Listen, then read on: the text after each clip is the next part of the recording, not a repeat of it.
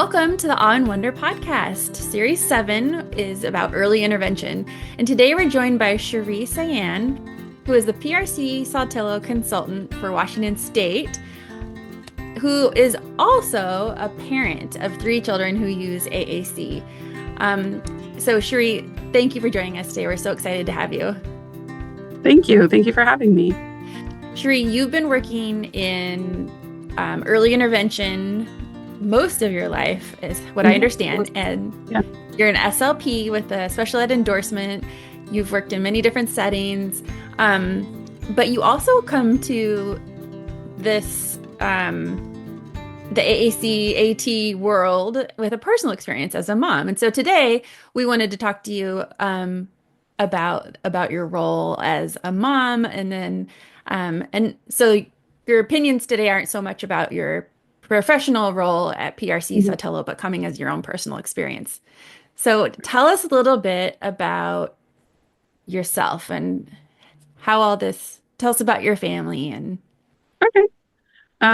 So initially I went to school to become a speech therapist and just did also special education.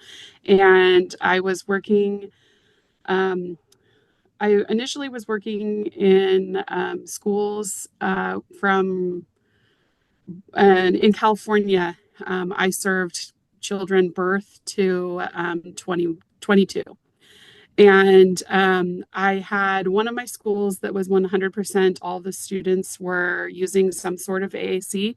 And that was my role, is to help provide the AAC for that school. And then when I moved up to Washington, I started working in early intervention and continued working early intervention for the last 15 years.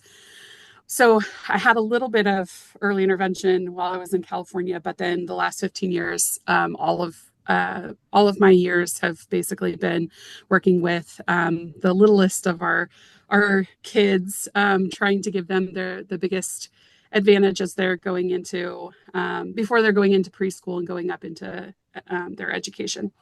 And so, Shari, sorry to interrupt you. Is for the early intervention in Washington, was that all with students who use AAC or AT?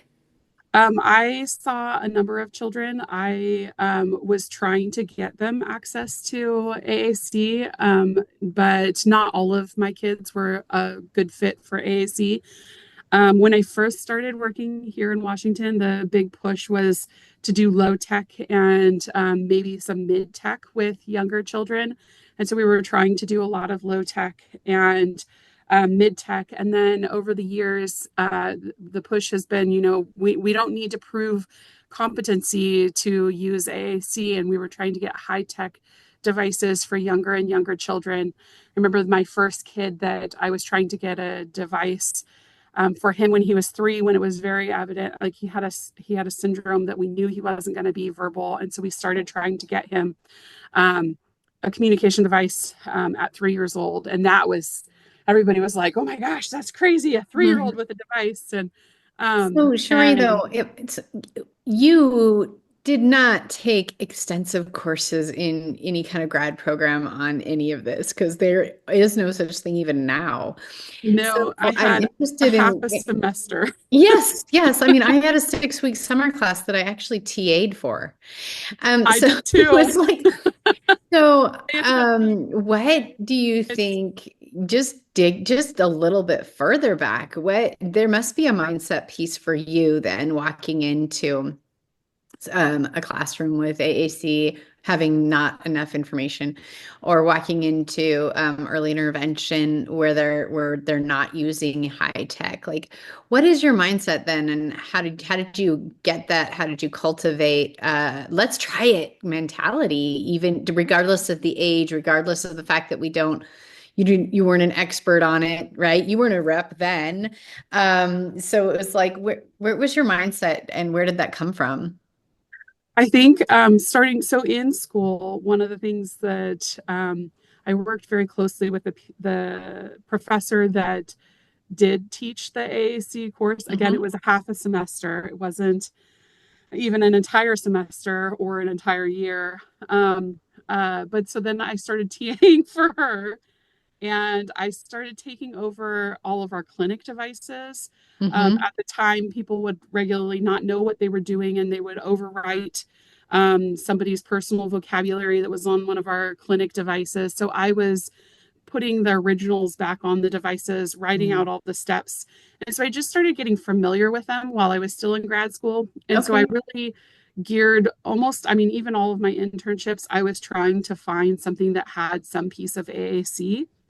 I did a thesis instead of the exit exam, and my thesis was using typically developing children. We were comparing different systems. And so we were having them use a teddy bear, and they were helping the teddy bear speak because the teddy bear couldn't speak. And so that's kind of my first introduction to working with really young children. We used 3-year-olds to speak for this teddy bear and testing out different systems. And my hypothesis was actually that visual scenes were going to be the easiest for them to use. And it turned out that a system similar to PRC, it was one of their systems. It was Unity, that PRC's Unity ended up shining over the other 2 systems that we were using. One was the visual scenes, and the other one was a more typical category-based system. And so it was really kind of funny because my hypothesis did not pan out at all. What we ended up finding is that the kids, regardless of what system they were on, they wouldn't really pay attention to what was on the symbols. They would do it by a motor plan. And so you would see them, and they would talk over whatever the device was saying because they had verbal skills. And so they would say, like, they would push a button where the location of chicken nuggets would be. And regardless of whatever button was on there, they're saying chicken nuggets. And so that's where I was like, motor patterns are so important. But So that was my interesting. first introduction to younger children. Again, they were 3, so they were already past that birth to 3. But I really saw how easy it was for the kids to learn how to do this system. And so I wanted to apply it to other children. I have a child that I nannied for that had cerebral palsy, and I at the time really wanted to be able to help kids like her be able to have a voice. And so that was kind of one of the first things that ever got me interested in doing more in AAC. And so then I started going to Bridge. The Bridge School in California has a camp every summer. So the Bridge camp, I was going and volunteering at the Bridge camp, and would get paired up with kids while I was at Bridge camp each year. And so that was, again, like I just spent a lot of my early years really jumping into the AAC world. And then when I moved up to Washington and started working in early intervention, I'm like, this could be applied to younger children than we're ever trying to. And that's what I also saw is, like, initially we were only getting it for kids that maybe they had a trach and they otherwise were, cognitively typical, but they couldn't speak because they had a trach. Sure. And so we were getting those kids' devices initially. And then it started to develop into, oh, well, these kids that are non-speaking by the time they're 3, we're already so far behind. So we needed to start with them younger and younger, which is what I now see. Like, the kids that we're starting with at a younger age, they're having more success in being able to have more typical language development. So what do you say when people say, there's 2 things that I think are often said for children in birth to 3. One is they're not ready yet. And I know how I answer that, but I'm interested in what you have to say. And the other is, then they'll never talk. And I think, yeah, those are really common to be, I mean, for everyone, even parents, for the doctors. Even other SLPs. the other SLPs, schools. I mean, I can think of one school in particular that we've been getting devices for kids, and then they get to the school and the school's like, well, we're not going to use this because this is going to keep them from talking. I usually point back to the research and talk to families and say, you know, the research shows that when we use AAC, that it just increases their expressive communication and decreases that frustration. So it carries over to verbal speech easier. I usually also give the example of like, hey, if we're using like sign, for example, if we're using the sign for more, the only way you're going to respond to that sign is if you're looking at the child and you see them. But if they start off by doing the sign, sure, they're getting their point across. But then eventually, if they also add that, you hear that and you're going to respond to it, even if you didn't see the sign. You're like, yeah, more. And so the verbal ends up replacing the speech so much faster because it's more readily responded to. And the same thing with natural speech versus an AAC device. What we end up hearing is like it still has its limitations. It's a synthetic voice usually. That synthetic voice is sometimes hard to understand. And so again, if a kid is saying more on their device, it's quieter often. It's not necessarily going to be something that's heard unless, you know, people are really paying attention, making sure that the volume is the appropriate volume. But so when they make those verbalizations, they still tend to get reinforced faster. And this is where I really do, I'll kind of tell you a little bit more about my children. Yes. So my oldest is now 8, and we started trying to get her a device when she was 4. We had reached out to try to get an evaluation and went on a wait list. So she has a diagnosis of cerebral palsy. She also has 2 genetic differences that are ultimately degenerative. And they're what caused the cerebral palsy, because one of them causes hydrocephalus, and the hydrocephalus then causes cerebral palsy. She also has cortical visual impairment.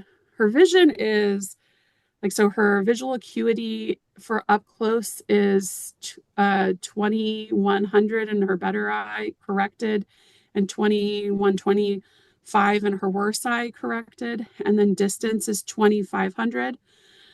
So her visual acuity is really impacted. And then she also has nystagmus, where her eyes shake constantly. And then she has strabismus, so her eyes are not aligning. There's a number of things. And then with cortical visual impairment, so there's a number of things that are impacting her vision. Yes. She also has a reduced range of like where she can see. Her field of vision is cut. And she's slowly losing vision in one of her eyes. Although I guess they suspect it'll be both. Just one's faster, I guess, than the other. But so that was also part of it was both the challenge and also part of like the decision making, in my opinion, of which system I was really looking for her. So again, she was 4 when she was speaking probably about 50 verbal approximations. You had to be familiar with her to know what they were. She was trying to speak more, but then as soon as she would say longer utterances, all you could get out of it was intonation. And that's where I was just like, she needs a system. And so we waited on a wait list for, I think, about a year. So she was about 3 when she first started this whole process. But so then 4 is when we finally got into to do an evaluation, and they did the evaluation, said all the different skills that she had this number of signs, this number of verbal approximations. And in the end, they said she wasn't appropriate for AAC. Because she had some verbal and sign skills? They said that she was pre-symbolic, which I was really kind of not agreeing with, because that is symbolic communication. But so that's when I finally was like, okay, I need to reach out and try to find another evaluator. And this process had already taken so long to get to where we were. But this was only 8 years ago. Like, we're talking about 2016, 2017. Right. And you had a diagnosis of a degenerative disorder, right? Correct. So you knew that skills would be lost, or that they. Correct. Okay. Yeah. So we at that point, that's when I actually tried to reach out to PRC to see if they could recommend another speech language pathologist that could do an evaluation in the area. And I, at this point, I was also kind of frantic because I thought, okay, well, we finally got in. And I had been doing other things to support communication. I'd made a flip book for school to be able to use, and I had bought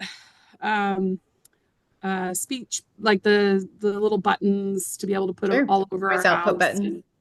And, just the cheap little speech output buttons.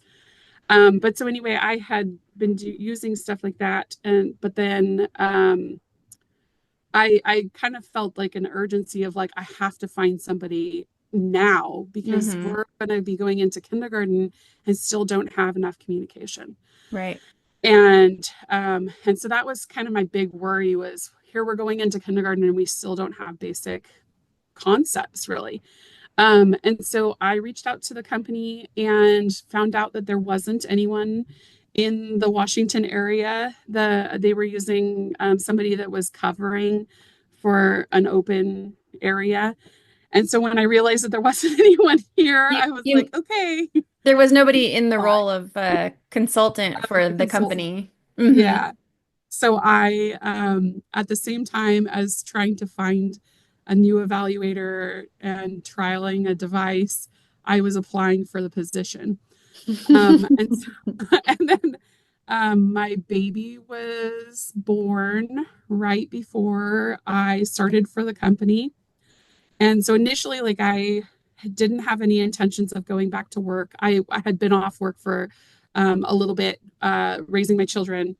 And I had no intentions of going back to work until all of my kids were in kindergarten. But my baby was born at the beginning of the year that I started working. So she was only a couple months old when I started working for PRC-Saltillo. And so initially we didn't know that she was also going to eventually need a communication device. She was born with a cleft palate. And so we were originally at that point then really trying to get a communication device for my oldest. And at 5 years old, we were able to get a device. And then went into started kindergarten, actually got the device like basically a few days before starting kindergarten. Oh, wow. Wow. And was in a regular ed kindergarten trying to learn the vocabulary while navigating kindergarten. And a new voice, new device, New concepts, device. new friends. And so that first whole year with the device also was just basically trying to learn enough vocabulary to start communicating. And what is her access method? She was originally using direct selection. So she's had some degeneration like of her condition and went to eye gaze for a while. Now no longer has enough control of her eyes to be able to use eye gaze. And so she is using direct selection, but it's really slow at this point. Okay. So we're trying to still find another access that gives her ease of use. But we're still trying to figure it out because it's hard for her to motor like that control of being able to do like our hope is that she'll be able to use either a joystick or head switches to be able to go faster. And so we've also gotten to see where she was consistently using full sentences and then it dropped. Now that it's harder for her to select, she dropped down to more of the single words and is starting to build back up again. But it's been a journey just to watch like some of that progression too of her loss of physical skills. And then I mean her determination is everything. So she still pushes through regardless, and that's really cool to see. But that's where I also have now realized like some of our kids that have degenerative disorders, we should be teaching them other access methods even before they're needing to use them. Which I mean is hard to do because insurance only wants to cover whatever they need at that moment. But so yeah, her primary at this point is still it's back to touch. because she can't use the eye gaze. Her one of her eyes drifts, and even when we tell it to ignore that eye, then I mean the other eye just it's too hard for her fatigue wise to keep using eye gaze, which is hard. Yeah. For those who aren't familiar, I'm just going to clarify when you say ignore the one eye. So in the calibrate in the settings, you can make it just focus on one eye for eye gaze. Correct. So if, yeah. Your second child, how old was that child when you got a device? So we started just using iPads with her when she was 13 months old. And so we had an iPad with one of the apps on it. And initially we would kind of do it more of based off of whatever she's doing. If she was blowing bubbles, we were putting, a couple buttons that had more and big bubble, little bubble, pop bubble. So she would have just a few buttons and it was more context based. She's kept starting to steal her sibling's device. By the time she was probably about 18 to 20 months, she was consistently trying to steal the device. So that's when we were like, all right, we really need to get something going for her. She wanted access to more words. And realizing that she really could use the system that our older child was using. My older child uses Unity, which is a system of combining multiple symbols with multiple meanings to create words. And so it's all about the motor patterns for the words. And my older child needs that to be able to memorize where things are because vision isn't the strength. And so anyway, she started taking that. I mean, and the buttons are so small. And I was really surprised that my, not even 2-year-old was already starting to learn where words were. And so before she turned 2, we did our first trial of a device with 84 buttons on the screen. And she started learning words within that system. I mean, immediately.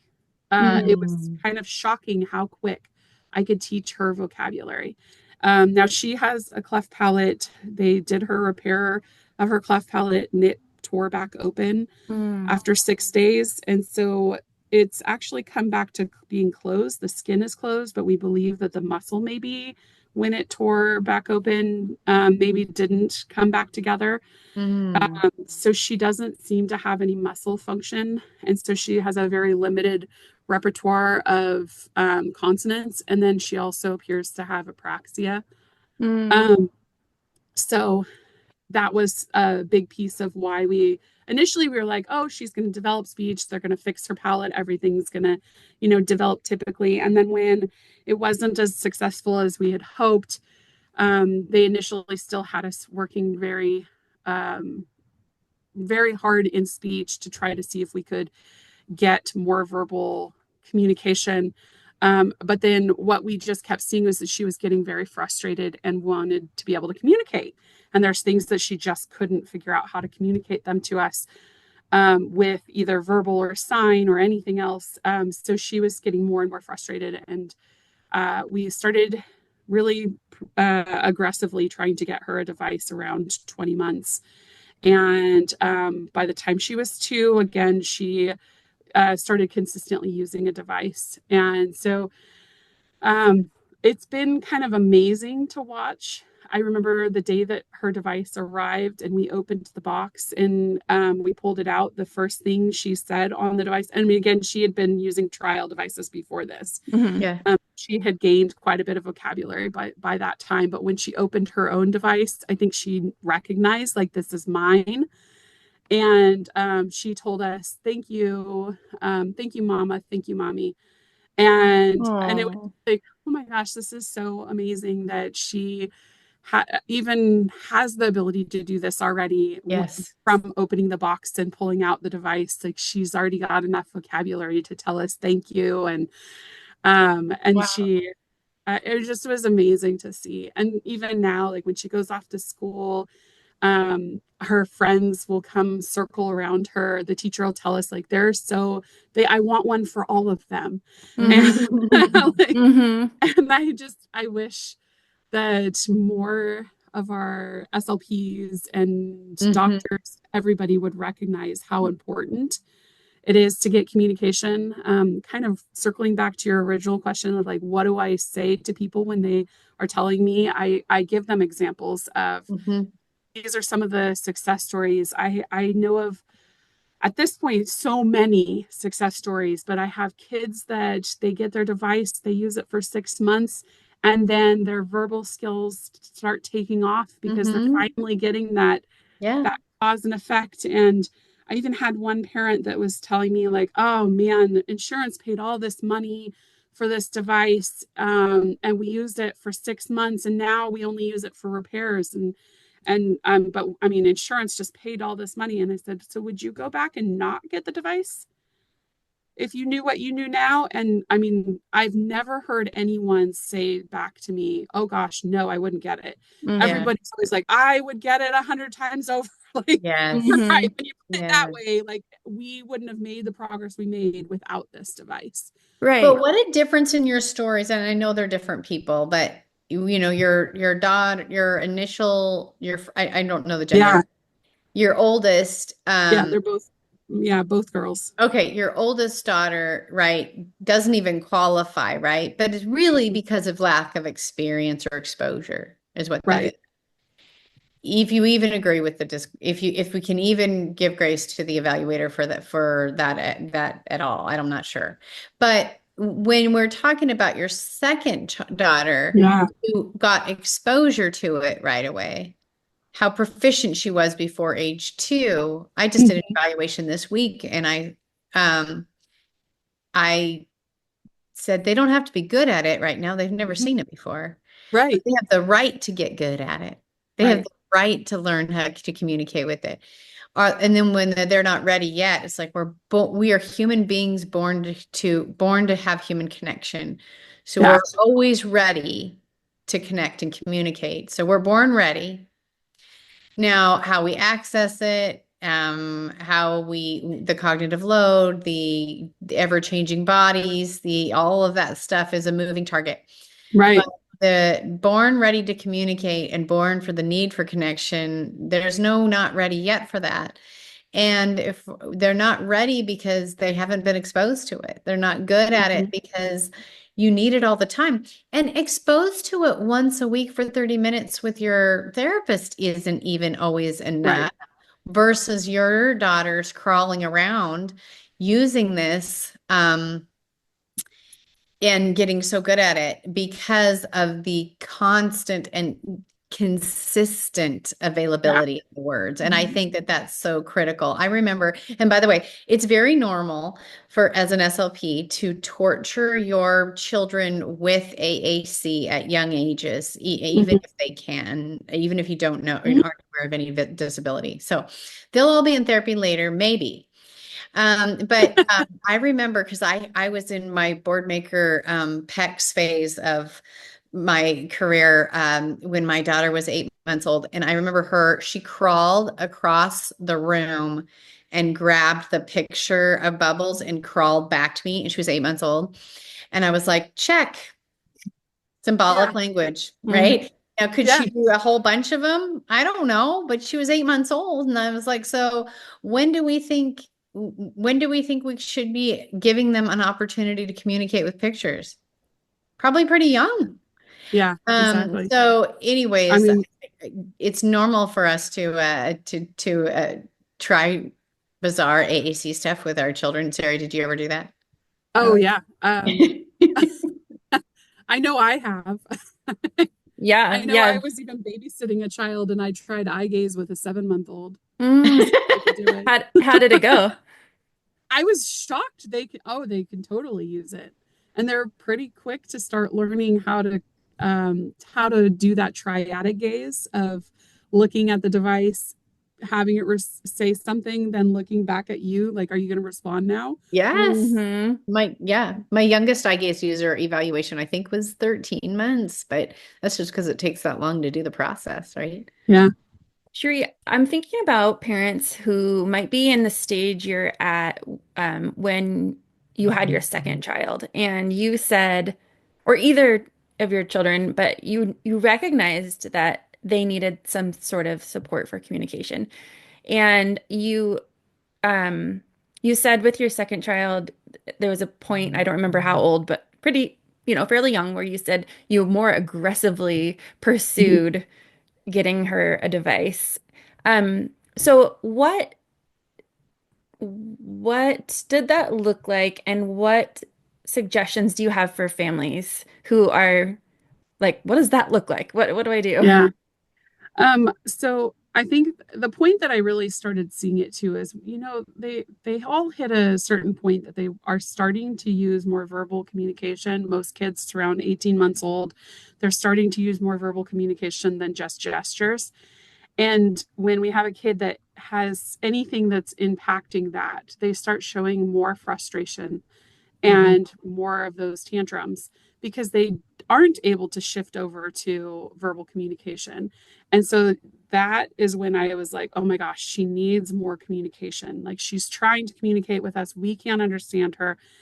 And so me being more aggressive was trying to reach out to who am I going to have do a speech evaluation? Because again, being a speech therapist, I know a number of people, but I can't write it myself. So legally I have to have somebody else that's going to be able to see them. And my child had speech therapy, actually two different locations. One was only working on speech acquisition because they're wanting to do it for from the standpoint of having a cleft palate. And the other one was doing more of like, let's try to get language. I mean, like holistically everything. And so and that was through early intervention. So anyway, working with the speech therapist also, we asked her initially of like, hey, we would like to look at some AAC with her. And I think that's where like both of them were kind of like, well, we're dabbling in this, but we're not going to use this as our primary communication. And so it wasn't somebody that was trying to help me get a device. And at that point, I'm like, I need to have somebody who's going to try to get a device for my kid. And so I did reach out to a private paid speech therapist that was going to write up the request, do the evaluation, write up the request, and help me move through that process quickly.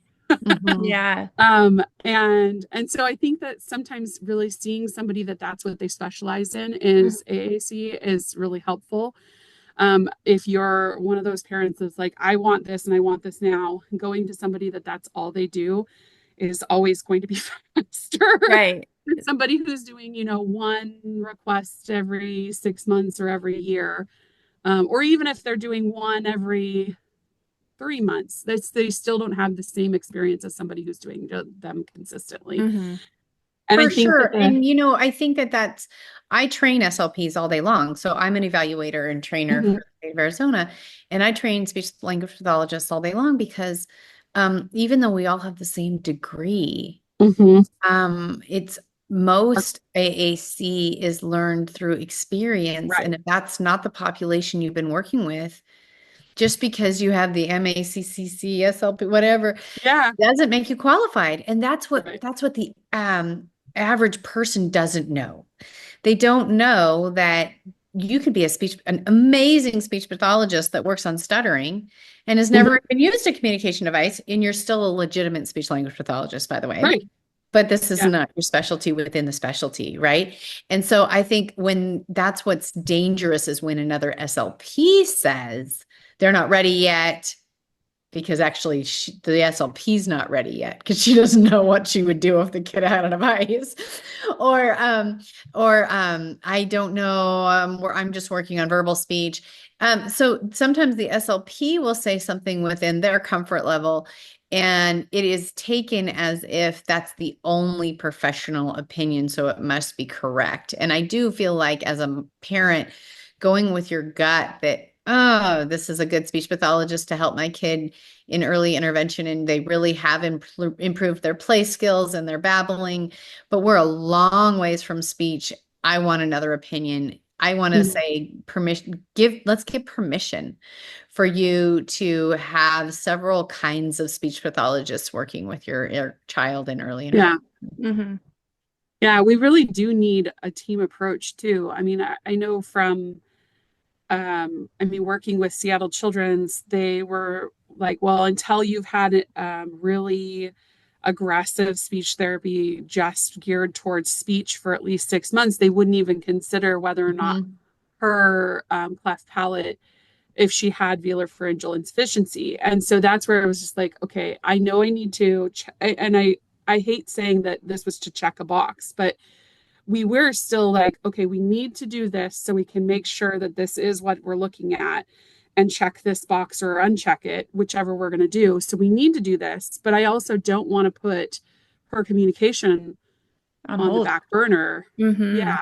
Yeah, and some of that's funding though. I mean, we have one insurance company that if you don't say they've had speech therapy for a year, meaning you've tried to fix her speech in a non-tech way, we won't consider it. And so I think some of it is checking a box, but some of it's because it doesn't get paid for without it. So there are definitely limitations around it. But I think we still need to get evaluated. We still need to hear what they say. You can still fight insurance denials, right? Yeah. So, yeah.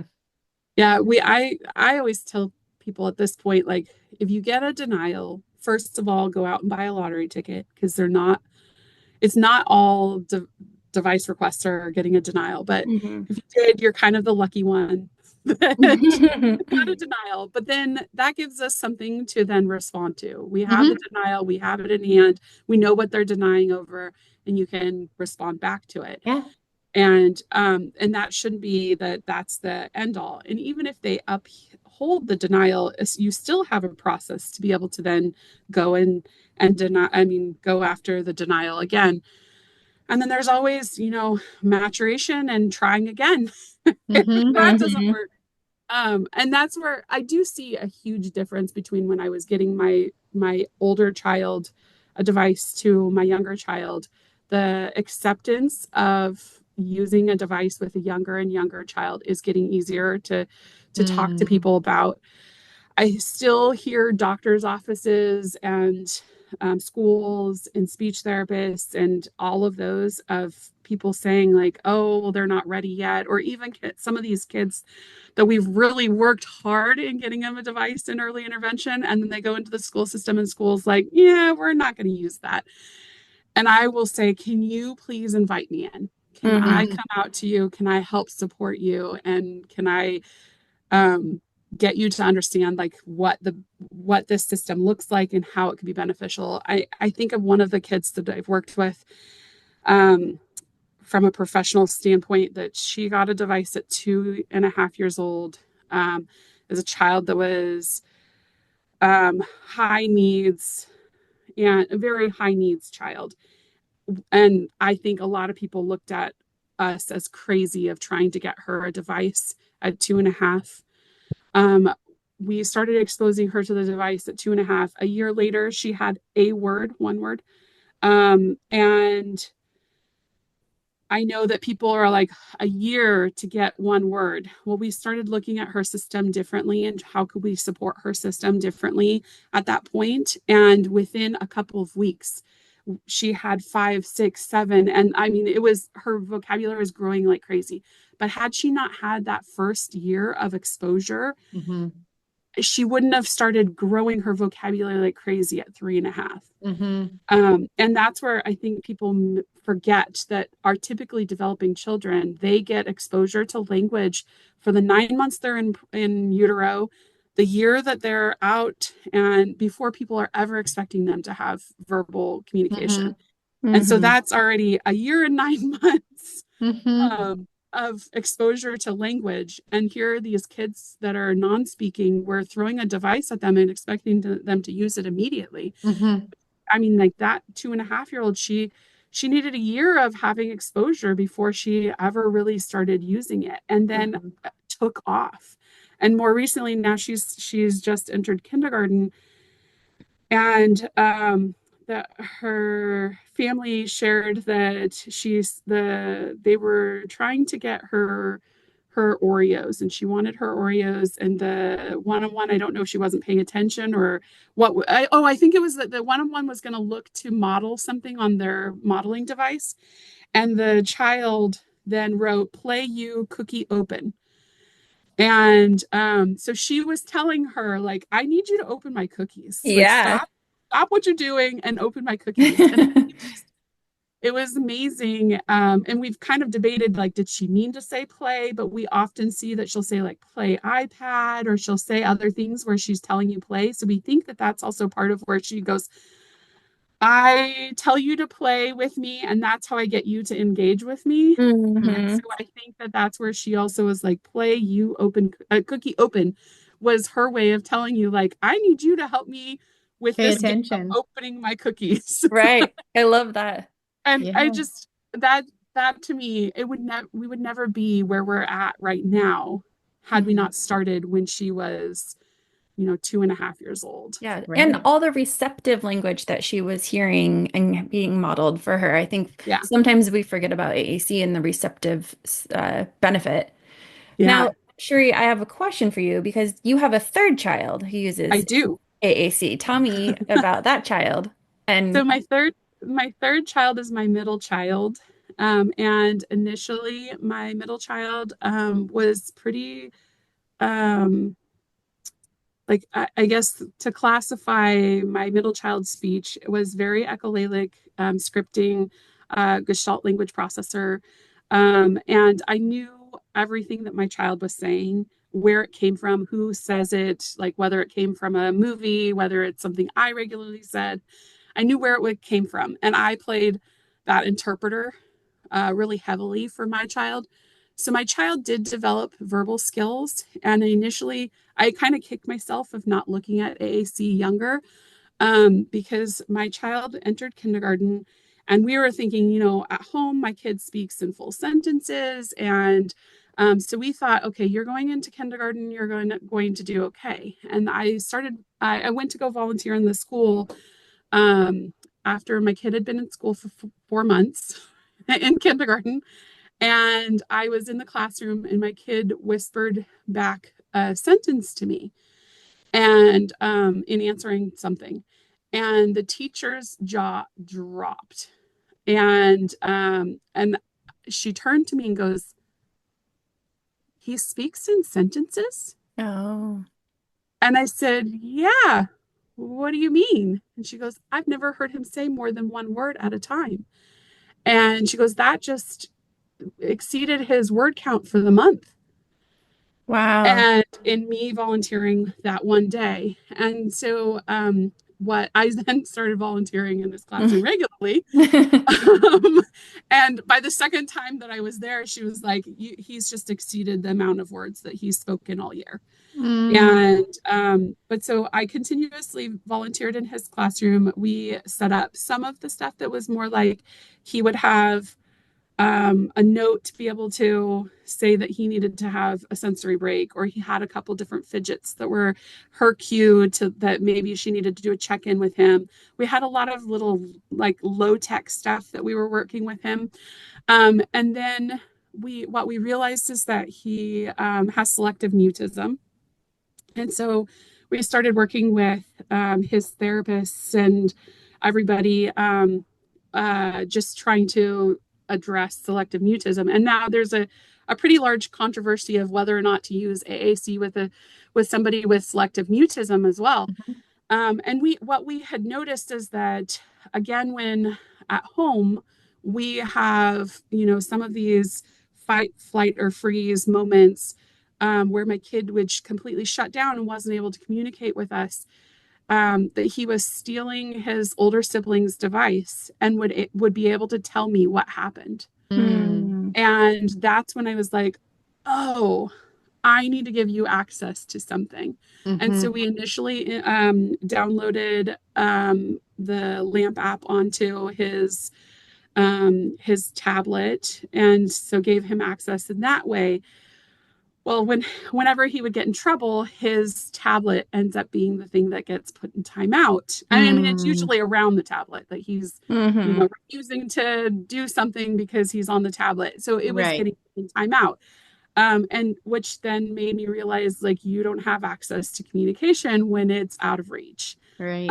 And it was the speech therapist that works with my oldest and youngest that was like, so what about your middle child? And kept trying to like poke me on that one. And I'm like, yeah. And I totally accept and agree that I was the person that kept saying like, I don't think he needs it. But then when it came down to it, he was telling us like, well, if I could use this, I could tell somebody that, I mean, he started programming it. He's gotten that good at using even the sibling systems that he programs in words. So if it doesn't have, like, he only eats a handful of foods and it doesn't have, his Taco Bell tacos in it. He programmed in Taco Bell to tell me that he needed tacos from Taco Bell.